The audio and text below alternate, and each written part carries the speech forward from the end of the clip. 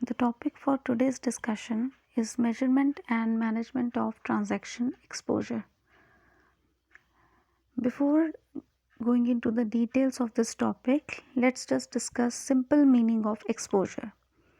As we are dealing with the foreign exchange market, particularly that is the exposure relating to the foreign exchange market, so we can easily say that foreign exchange market is exposed to different kinds of risk exposures. Simply defined, exposure means being exposed to risk. That means आप risk के कितने vulnerable हैं, आप risk से कितना affected है. हर छोटा बड़ा चेंज, हर कोई जो एक्टिविटी हो रही है that is not going to affect you. तो exposure means deciding or looking into the aspects of any risk transactions. उसमें ये एनालाइज करना कि आप उससे कितने डिग्री तक अफेक्टिव है, how sensitive you are, how vulnerable you are to those changes or to those risk circumstances. And coming particularly to the case of foreign exchange management or foreign exchange market, it is the degree of sensitivity that a firm faces due to change in currency values in international market. मतलब ये है कि अगर international market में currency की value में कोई change आता है तो अप टू व्हाट एक्सटेंट और up to what degree are you going to be affected by that, क्या आप उससे एक्सपोज्ड हैं या नहीं. For example, if I am a trader और मैं यूएस के साथ मेरा ट्रेड है, it can be an import transaction or it can be an export transaction. So I'll be affected by the changes in the value of dollar. अगर किसी और country में चेंजेस हो रहे हैं करेंसी वैल्यू में, शायद मुझे उसका उतना असर ना पड़े जितना कि मुझे डायरेक्टली इम्पैक्ट यूएस की डॉलर की वैल्यू में चेंज होने से पड़ेगा. मैंने शायद वर्ड इसलिए कहा बिकॉज यूएस की मार्केट का अगर किसी दूसरी कंट्री के साथ रिलेशनशिप है तो यूएस उस करेंसी वैल्यू से अफेक्ट होगा और मैं इनडायरेक्टली अफेक्ट हो सकती हूँ. इसलिए एक्सपोजर का मतलब है ये डिसाइड करना that how sensitive you are to any kind of risk which is taking place in the market. So in international market, there are three kinds of exposures. One is the transaction exposure, second is operating exposure, and third one is translation exposure. Today I'm going to discuss the very first exposure, that is the transaction exposure. Transaction exposure आपका तभी arise हो जाता है when you are dealing in foreign exchange market. आपने किसी भी foreign exchange market की transaction में जैसे ही एंटर किया, the moment you enter into the foreign exchange market transaction, you are expose to transaction risk. यहाँ पे ध्यान देने वाली बात क्या है? Transaction. So it arises when a firm has a contractual obligation denominated in foreign currency. The thing is कि आपकी जो ऑब्लिगेशंस हैं that is denominated in foreign currency. यहाँ पे ऑब्लिगेशन के अलावा एक और चीज़ ध्यान देने वाली है कि it could be your receivables also.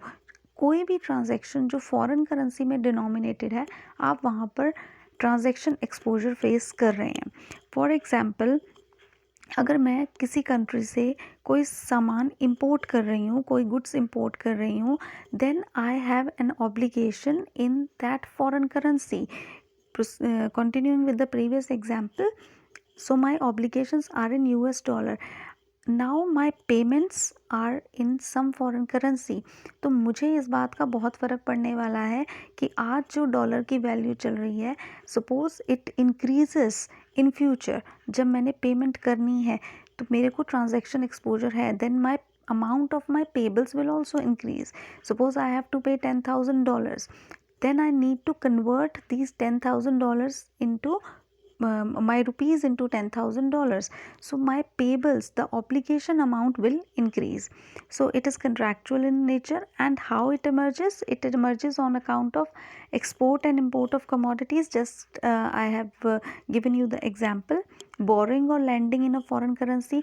Then obviously when you lend or borrow in foreign currency, then obviously your receivables and payables are in foreign currency, so you are exposed to transaction risk. And in case there are intra-firm flows in international company, this arises in case of a multinational corporation.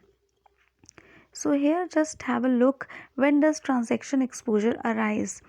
It arises from the time of agreement to the time of payment and arises from possibility of exchange rate gains and losses from the transaction. Here is an example. आप इस example को देखें. आपको transaction exposure सिर्फ इसी वजह से हो रहा है. I have given two situations. You are a person who is residing in India is an exporter, and the second situation is the case of an importer. So here we'll see that both the parties, or in case of both the situations, a person is going to have transaction risk. I am stressing on this thing that don't misunderstand कि ये transaction exposure सिर्फ उसी को होगा जिसने की payment करनी है. Transaction exposure उसको भी है जिसने receive करना है. Important point here is that the amount is denominated in foreign currency. So let's just have a look at this example. This Indian exporter is importing, this Indian exporter is exporting to USA. That is, the importer is in USA, and the bill payment from the importer is involved in US dollars.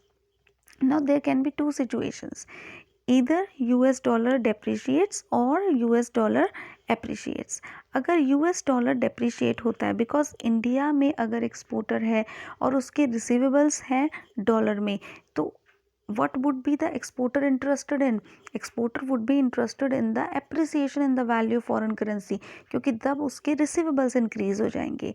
तो यहाँ पर यही चीज़ है कि अगर US dollar depreciate हो जाता है, क्योंकि यहाँ पे इंडियन एक्सपोर्टर के रिसीवेबल्स हैं, तो उसकी अर्निंग्स में डिक्रीज होगी. और अगर US डॉलर अप्रिशिएट होता है, then there would be an increase in the earnings of the Indian exporter. Considering the second case, अगर इंडिया में जो पर्सन रह रहा है he is an importer, so यहाँ पे उसके पेमेंट ऑब्लिगेशंस हैं, but the currency here is involved is the foreign currency. Now if the US dollar appreciates, यहाँ पे उसने पेमेंट करनी है, then definitely he has to make more payments. और अगर US डॉलर डेप्रिशिएट होता है तो उसको लेस पेमेंट करने पड़ेंगे. This is what is the situation of transaction exposure. So आप इसको if you want to see it in the form of a formula, so transaction exposure is equal to rupee worth specifically in case of India only, rupee worth of accounts receivables or payables when actual settlement is made, less rupee worth of accounts receivables or payable when the trade transaction is initiated. And ये depend करता है कि आपकी जो transaction में enter करने के बाद जो भी आपकी फॉरेन करेंसी की वैल्यू है, वेदर दैट हैज़ इंक्रीज्ड और डिक्रीज. तो definitely the figure that you are going to get here could be a positive figure और it could be a negative figure. This is the life span of a transaction exposure. इन तीन तरह के exposures को understand करने से पहले, that is quotation exposure, backlog exposure and billing exposure, let's just understand one thing, that whenever there is a transaction between an importer and exporter, then two things need to be considered here, that there is a gap between the time you enter into a contract and the time you execute the contract. तो इसमें भी कुछ stages involved है. सबसे पहले क्या होगा, that the seller quotes a price to the buyer, right?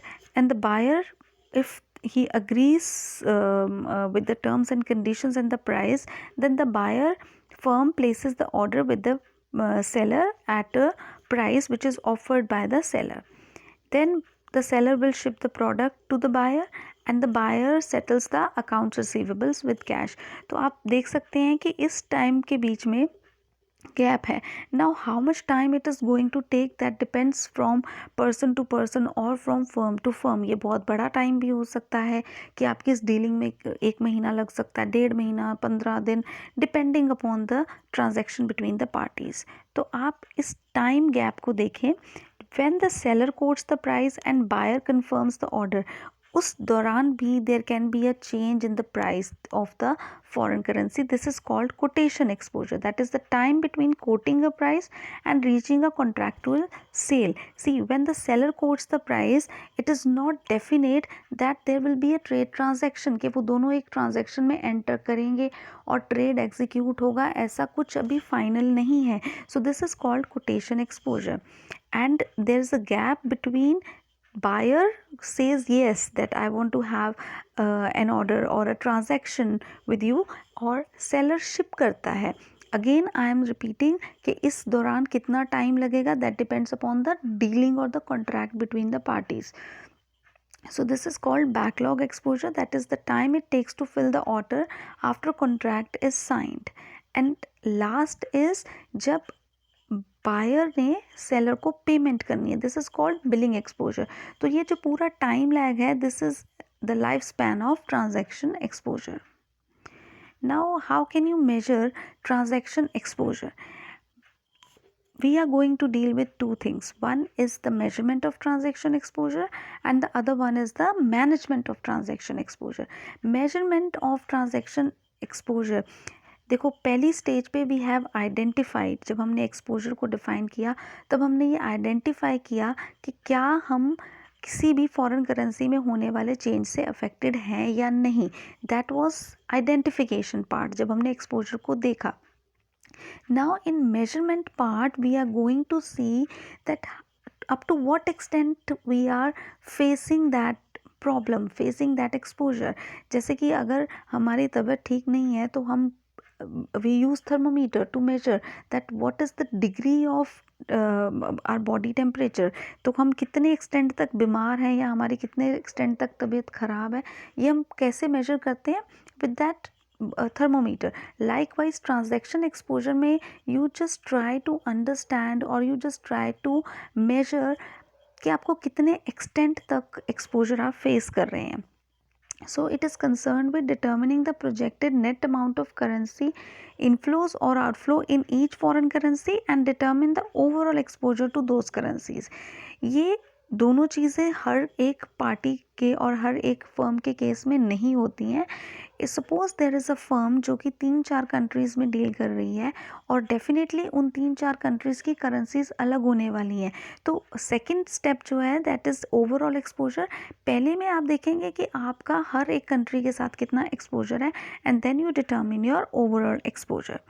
तो this is an example of transaction exposure कि आप किस तरीके से उसको मेजर कर सकते हैं. This is an example of a US firm, right. So जो ये यूएस फर्म है, it's dealing in different countries and these countries are definitely have different currencies. So suppose it deals in French francs and जो contract size है that is for 20 lakh French francs. यहाँ पर if you can see मैंने हर ट्रांजैक्शन में different चीज़ें show की हैं, inflow outflow and inflow, just to show you कि इनफ्लो और आउटफ्लो से कोई फ़र्क नहीं पड़ता. ट्रांजैक्शन एक्सपोजर आपको होगा ही होगा if your transactions are denominated in foreign currency. यहाँ पे जो ट्रेडर है his domestic country is US और ये जो ट्रांजैक्शन है this is denominated in foreign currency. So French franc में जो आपको इन्फ्लोज है that is for 20 lakh dollars. और अगर हम ये एक्सपेक्ट कर रहे हैं कि डॉलर वर्सेस फ्रेंच फ्रैंक का रेट इस रेंज में वेरी करेगा, तो इसका मतलब है range of possible net inflow और आउटफ्लो भी इसके बीच में ही होगी, 24 lakh dollar to 28 lakh dollars. यानी कि आपके इनफ्लोज को इतने एक्सटेंट तक वेरिएशन के चांसेस हैं. इसी तरह से ये जो एग्जांपल है this is about Swiss franc, Deutsche mark and Canadian dollars. So the purpose here is to show you that instead of focusing on inflow or outflow, when you measure the transaction exposure, you are concerned with the range of change. Now coming to the second part, that is management of transaction exposure. It is not sufficient to measure the degree of transaction exposure. measurement इसलिए ज़रूरी है क्योंकि आप ये जानना चाहते हैं कि आप कितने extent तक exposed हैं, and so that accordingly you can take the measures. Accordingly you can decide to apply the different management methods. So here are the management techniques for transaction exposure. We'll discuss this step by step. First one is forward market hedge. In a forward market hedge, a company that is long a foreign currency will sell the currency forward, whereas a company that is short a foreign currency will buy the currency forward. Now, what is the meaning of these two things? A company that is long a foreign currency means कोई भी company जिसको foreign currency मिलनी है. सो यहाँ पे I can give you N example of an exporter. Because जब exporter कोई चीज़ export करेगा तो उसको फॉरेन करेंसी मिलेगी. Long foreign currency, I am repeating, long foreign currency means you are going to have the foreign currency. So it is a case of exporter will sell the currency forward. Sell the currency forward का मतलब है कि वो किसी और party के साथ एक कॉन्ट्रैक्ट में एंटर करेगा जिसमें he will say that he will sell the foreign currency forward for which the rate is decided today. You will understand this forward market hedge with the help of an example. Let's just take an example of an Indian exporter. How will he hedge his position? He will see here it is exporter. Now what is the exporter going to receive in future? The exporter, suppose the trade is with a firm which is in US, तो उसके future में जो receivables होने वाले हैं those are going to be in dollars. अब exporter को एक रिस्क है कि जब उसने ये रिसीवेबल्स उसको US डॉलर में मिलने हैं तो जो डॉलर का रेट है वो आज के रेट के कंपैरिजन में डिक्रीज हो सकता है. This is his concern. This is the topic which is going to think कि कहीं मेरे रिसीवेबल्स की वैल्यू कम ना हो जाए. तो what will he do? He will hedge his position by selling $10,000 to B, a US firm in future. Now this B firm is different from the firm from which he is getting the payments.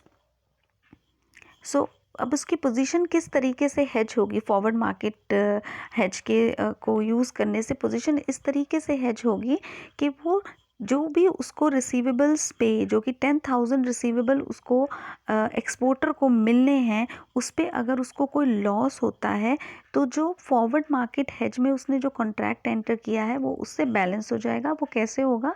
We'll see that. Suppose the spot rate in the market is $1 is equal to 70 rupees. और ये जो exporter है उसने forward market के अंदर ये rate decide किया कि he will sell it at $1 is equal to 68. यानी कि ये जो बी के साथ कॉन्ट्रैक्ट हुआ है सेल करने का this would be at the rate of 68. It means that the exporter will give $10,000 to B in future and will get 6,80,000 क्योंकि उसका कंसर्न ये है that मेरे को जो $10,000 मिलने हैं फ्रॉम द अदर पार्टी जिसको कि वो एक्सपोर्ट कर रहा है उसकी वैल्यू डिक्रीज़ ना हो जाए. तो यहाँ पे उसने अपनी जो पोजीशन है उसको सिक्योर कर लिया कि वो बी को फ्यूचर में $10,000 देगा और उसके बदले में उसको 6,80,000 मिल जाएंगे. ये उसने फॉरवर्ड मार्केट में ये रेट आज डिसाइड कर लिया. Now there can be different possibilities. Future में जो रेट है वो 70 भी हो सकता है, 68 भी हो सकता है और 66 भी हो सकता है. This rate I have taken, ये जो 68 का फॉरवर्ड रेट की जो डील हुई थी, one rate is above that rate and one rate is below that rate. Now see if the rate is 70, future spot rate का मतलब है कि अगर जब भी ये ट्रांजैक्शन में जो भी रिसीवेबल्स का टाइम है, suppose at that time the actual spot rate is 70, तो फॉरवर्ड करेंसी रिसीवेबल्स मतलब जो उसने बी के साथ कॉन्ट्रैक्ट किया था उसके अंडर उसने $10,000 दे देने हैं और उसके बदले में what will he get? He will get 6,80,000 rupees. So this is fixed. उसको 6,80,000 मिलने ही वाले हैं. अब अगर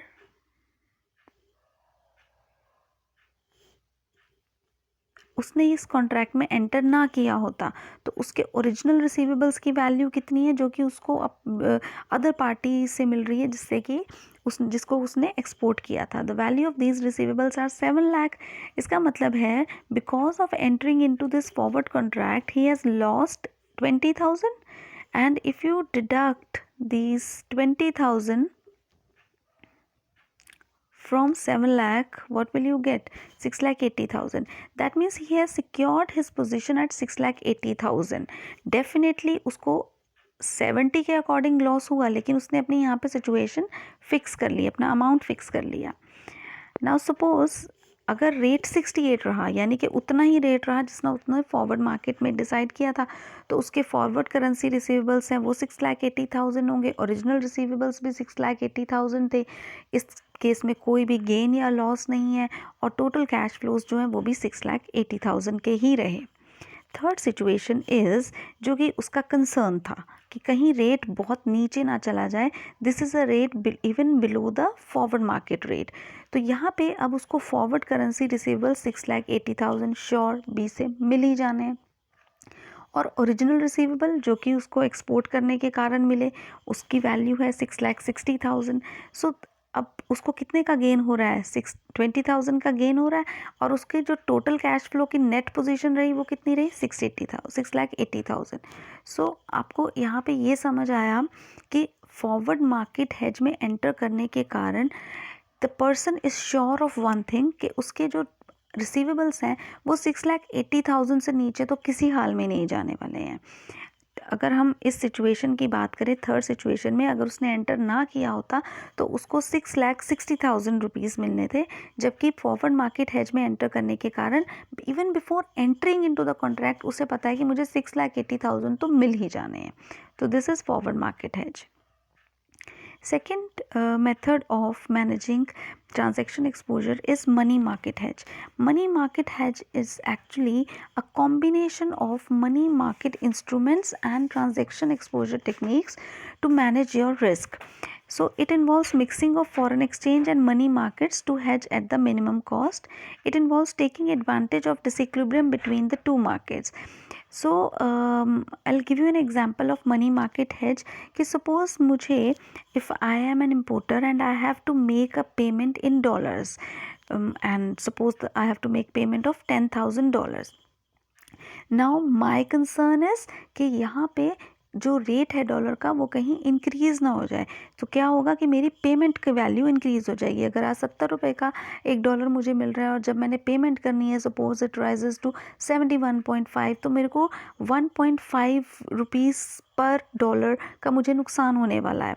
सो व्हाट विल आई डू कि I will invest in some money market instruments. मुझे फ्यूचर में $10,000 चाहिए. So I will explore the foreign exchange market and I will see what rate of, if I invest in some foreign market in some money market instruments, तो मुझे उसके ऊपर कितना rate of interest मिलेगा. I want $10,000 in future.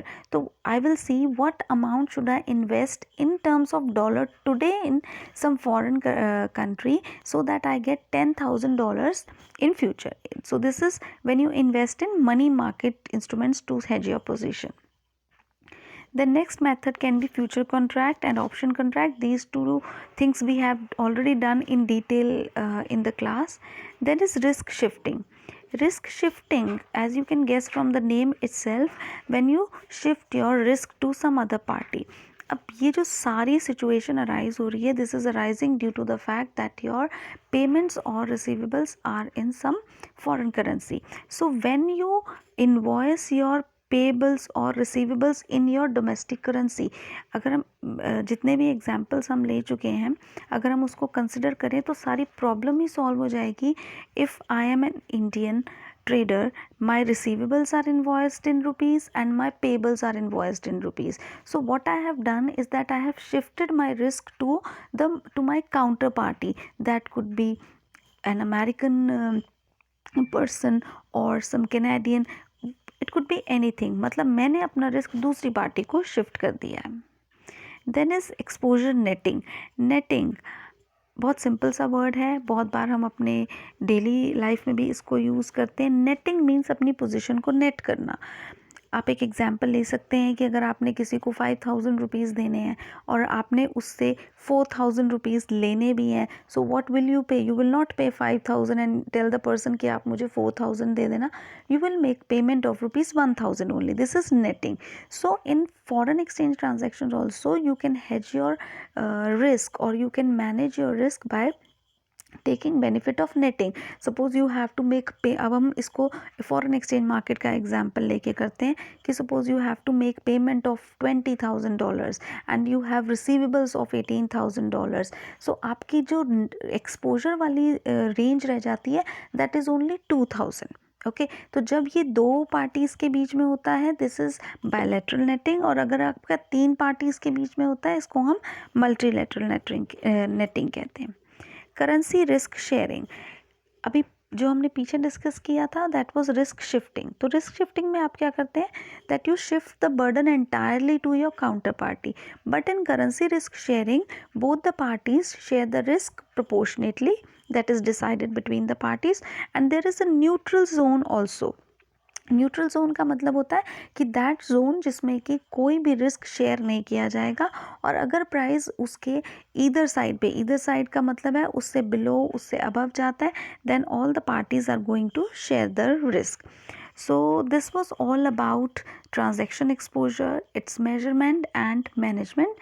In the next lecture, I'll discuss operating exposure, the second type of exposure, that is operating exposure, its measurement and management.